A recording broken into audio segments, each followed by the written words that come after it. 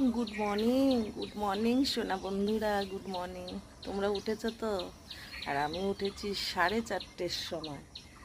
আর 4:30-র সময় উঠে কত কাজ করে নিয়েছি, ফটো শ্যুট করেছি, তারপরে যা যা রান্না বান্না হবে সব গুছিয়ে নিয়েছি।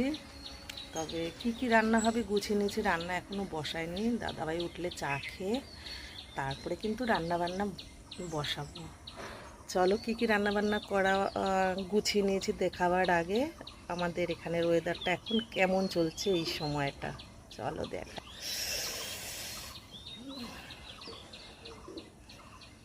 দেখো মেঘের অবস্থা, ওই যে সূর্যি মামা দেখতে পাচ্ছ।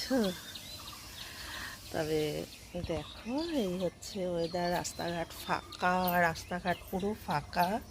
এখন একটু ব্যালকনিতে এসে দাঁড়াতে পেরেছি, এরপরে কিন্তু আর পারবো না, তার কারণ এতটা রোদ উঠবে, এতটা রোদ উঠবে। তো এর কারণে আজকে আর আমি এরপরে ব্যালকনিতে আসতে পারবো না, বুঝতে পেরেছ?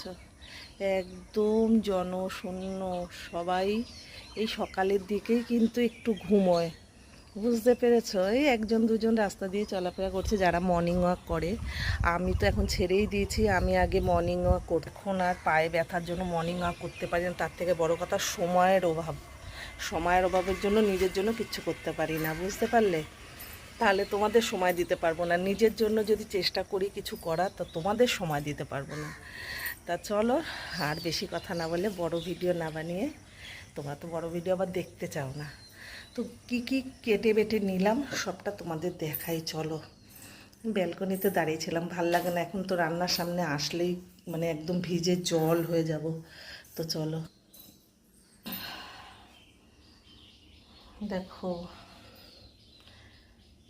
কী কী রান্নাবান্না করব, এগুলো গুছিয়ে নিয়েছি। শুধু দেখে রাখো, এর পরের ভিডিওতে তোমরা পেয়ে যাবে যে আমি কি কি রান্নাবান্না করছি। আরও কিন্তু সবজি এর সাথে অ্যাড হবে, এটা হবে 5 মিশালি সবজি, যেটা এখনও কাটতে পারিনি, কোমর ব্যথা হয়ে গেছে। তা যতটুকু কেটে বেটে নিলাম। তো চা খেয়ে রান্নাবান্নাগুলো শুরু করা যাক, ঠিক আছে বন্ধুরা?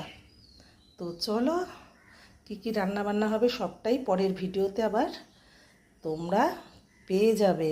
পরের ভিডিওটা আবার দেখতে হবে এর সাথে কী কী থাকবে আর কী কী রান্নাবান্না হবে। তবে ভিডিওটা এতটুকু, এরকম ভিডিও ভালো লাগলে কিন্তু অবশ্যই